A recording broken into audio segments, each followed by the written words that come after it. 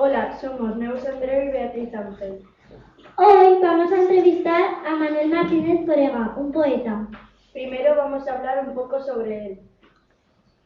Nació en Molina de Aragón, Guadalajara, en 1952. A los 3 años se trasladó con su familia a La Roca, donde permaneció durante otros 3 años, hasta que por fin sus padres eligieron Zaragoza como destino final. Como director dirigió las colecciones de poesía Canicana y libros de Berna de la edición de Lola Editorial. Ahora te vamos a hacer unas cuantas preguntas. Empiezo yo, ¿vale, Neus? ¿Por qué decidiste ser poeta? Pues mira, decidí ser poeta porque estaba muy enamorado. Esa fue la razón por la que decidí escribir. Estaba muy enamorado de una chica y entonces pues resulta que no la dejaban salir del cole, porque entonces los chicos de nuestras edades, un poquito más mayores que vosotros, estaban en un colegio interno y no la podía ver. Así que la única manera de comunicarme con ella era mediante papeles escritos. Y en esos papeles escritos yo le ponía poemillas. Y entonces los envolvía en una piedra y los tiraba a la ventana donde estaba su habitación, que estaba con rejas, y algunas entraban y otras no, pero las que entraban rompían el cristal y caían dentro, con lo cual la poesía también está a veces unida a la rotura de cosas. ¿Tú qué te propones al estar creando un poema? No me propongo nada, me propongo ser feliz conmigo mismo cuando escribo ese poema. Así que cuando yo escribo un poema, a veces me enfado, a veces me cabreo mucho y otras veces me pongo muy contento porque la labor de elaboración y de escritura de un poema tiene que ser sobre todo algo que a uno le guste, tiene que ser divertido, aunque a veces plantee algún problemilla. ¿Qué te llevó a la poesía? El amor. ¿De tus poemas cuál es el que más te gusta? No lo sé, quizá uno que es muy cortito y que dice muchas cosas que si queréis luego os las explico. Cuando uno se hace mayor, anhela cosas que ha perdido a lo largo del tiempo. Bueno, pues eso, que a mí me sucede muchas veces, como ya soy mayor, pues me voy acordando de las cosas que he perdido, se va uno acordando de cuando es niño, de lo bien que se lo pasaba corriendo sin ningún problema, sin pensar en nada más que en divertirse, y todo eso se añora, se echa de menos. Entonces, yo escribí una vez un par de versos que dicen lo siguiente: es la abrumadora sed del tiempo la que anhela la misma agua en distintos labios. ¿Qué significa eso? Que yo tengo sed de muchas cosas, añoro las que me faltan, pero quiero conocer otras nuevas, otras distintas, que sean parecidas, pero otras distintas. Hay muchas metáforas ahí. ¿Con cuántos años escribiste tu primer poema?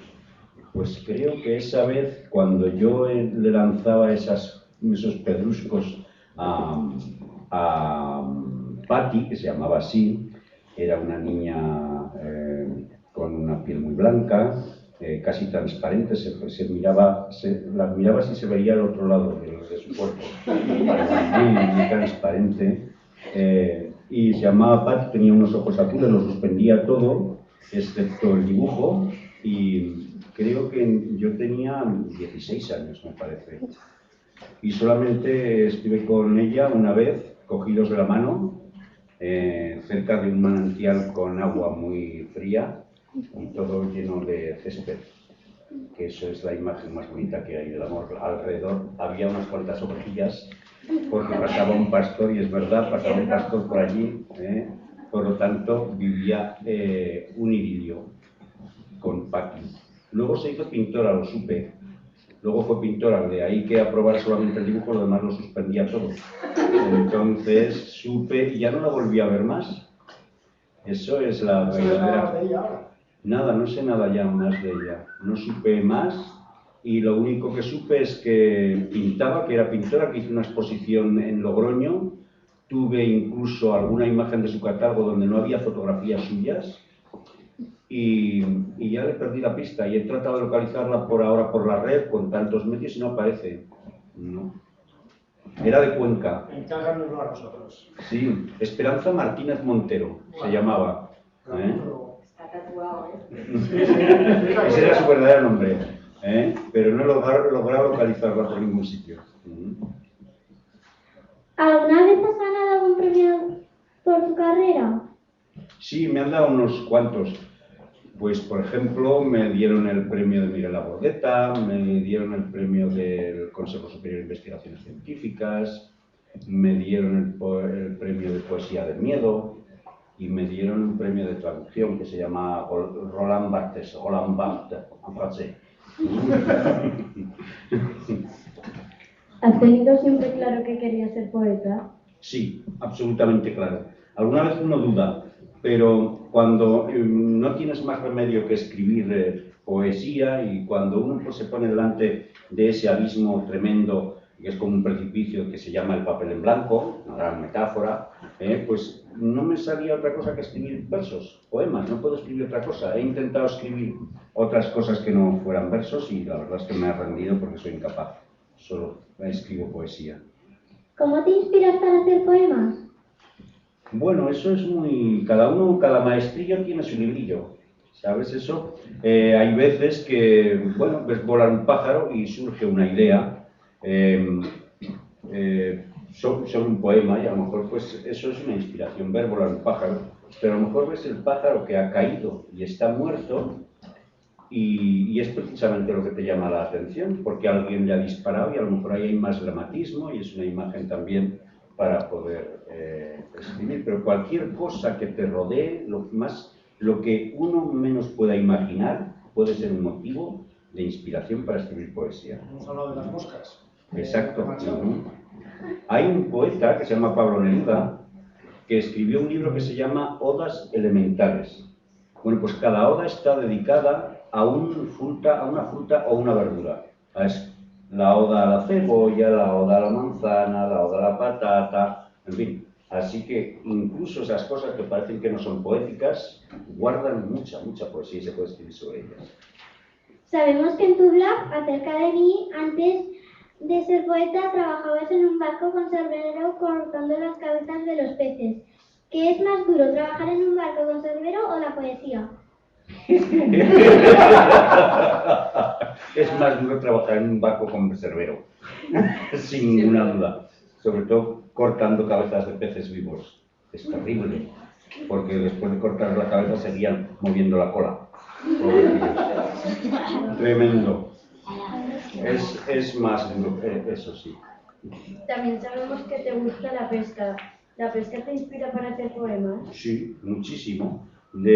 Quizá la pesca no, porque yo nunca he escrito poesía sobre las truchas, aunque escribí un relatillo corto que se llamaba La trucha, que es un pretexto, la trucha era un pretexto para hablar de personajes, del paisaje y tal, pero sí, yo me inspiro mucho en el río, yendo por el río, pescando, eso exige mucha concentración, pero a veces pues uno se para a escuchar el rumor del agua, el sonido del viento, ve los árboles, los colores y todo eso inspira mucho. Hay un libro que se llama 333 días, que está casi todo inspirado en paseos de pesca. ¿Cuál ha sido tu mejor experiencia como poeta? Mi mejor experiencia como poeta, bueno, quizá la mejor experiencia como poeta no la llega a conocer realmente, porque son muchas experiencias buenas las que la poesía te proporciona, muchísimas. Bueno, uno puede esperar que un halago de la gente que conoce la poesía y eso te puede resultar grato, pero también depende de quién te haga el halago, porque hay veces que te lo hacen precisamente para convencerte de todo lo contrario. Pero quizá lo que más me ha satisfecho de escribir de la poesía fue escribir el libro a mi hija, un libro que se llama Berna, como mi hija. Y entonces, como mi hija se tuvo que ir a vivir a Madrid por circunstancias, con una serie de circunstancias, ya pequeña, con 6 años, pues yo lo echaba tanto de menos que al final le escribí un libro con su nombre. Y son todos poemas dedicados a mi hija, eso me da mucha satisfacción. ¿Cómo te sentiste al leer nuestro poema? Pues me sentí sorprendido, me sentí maravillado, me sentí con ganas de seguir escribiendo yo poesía porque he empezado un libro y llevo como 6 o 7 meses sin escribir en él. Así que, por lo tanto, vuestro poema resultó, como se diría, pues un buen trago de agua fresca. Cuando uno tiene muchísima sed, un traguito de agua fresca que la calma, eso es lo que resultó para mí vuestro poema. Y además vi tantísimas cosas interesantes en él, que me di cuenta de que todos los que lo escribisteis, esos nombres de quienes tenéis, todo su alma, espíritu poético. Así que lo tendréis que cultivar. Esos autores que escriben su poesía, más debéis cultivarlo. ¿Te pareció bonito para salir de las mentes de los niños de 10, 11, 12 años? Por supuesto, no solamente bonito, no solamente hermoso, sino atractivo y muy interesante desde otros puntos de vista, no solamente desde el bonito, sino desde su contenido, porque ahí había una comprensión de un problema social y además explicaba cómo se podía salir de él. Y además uno se lamentaba de que esos problemas sociales existieran en el mundo, pero dabais la solución. Con la fantasía y la imaginación uno se puede evitar muchos problemas. Y la última pregunta, ¿cuál es tu poeta favorito? No tengo poeta favorito, son tantos, pero si os tuviera que responder y dije, bueno, pues es que tienes que elegir uno a la fuerza, no hay más remedio. Ese sería el poeta que te llevarías a la isla, pues es un poeta checo que se llama Vladimir Holland. Ese poeta me llevaría yo a la isla. Bueno, pues por varias razones, porque primero, no parece que escriba poesía. Segundo, es un gran inventor y constructor de imágenes insólitas, poco comunes, que no se ven habitualmente. Y tercero, porque conociendo su biografía, uno necesariamente tiene que convencerse de que detrás de esa biografía, detrás de esa vida, ha tenido que haber una persona con unas cualidades humanas extraordinarias. Lo separo, extraordinarias. Bueno, os cuento solamente una cosa de la vida de Vladimir Holland. Vladimir Holland decidió, por él mismo, encerrarse en casa y no salir nunca. Durante 31 años de su vida no salió de casa. Y se sabía que vivía solamente porque por la noche había luz en la habitación de su casa. Pero para aislarse del todo, él vivía en un lugar de Praga que se llama la Isla de Campa. Entonces, cuando su mujer salía a hacer la compra, le exigía que levantara el puente que unía, o sea, el puente que unía la isla con la ciudad, para que quedase aislado. Y delante de su ventana había un gran árbol que en verano impedía prácticamente ver la luz de su ventana. O sea que buscó el aislamiento para dedicarse a escribir. Y lo hizo durante ese tiempo y hizo una obra extraordinaria, una obra monumental. Bueno, Neus, creo que ya hemos acabado. Sí, Bea, ya hemos terminado. Bueno, esperamos que os haya gustado. Sí, por supuesto que sí. Bueno, ¿qué tal tu primera experiencia en el canal de entrevista? Bueno, me ha parecido estupendo. Primero me he entrado temblando, pero luego me he ido calmando porque he visto que habéis sido muy, muy piadosas ambas conmigo, que no os habéis portado nada mal y que no me habéis puesto en aprietos de estos que uno no pudiera superar. Así que muchísimas gracias y he estado muy a gusto y muy feliz. Un aplauso.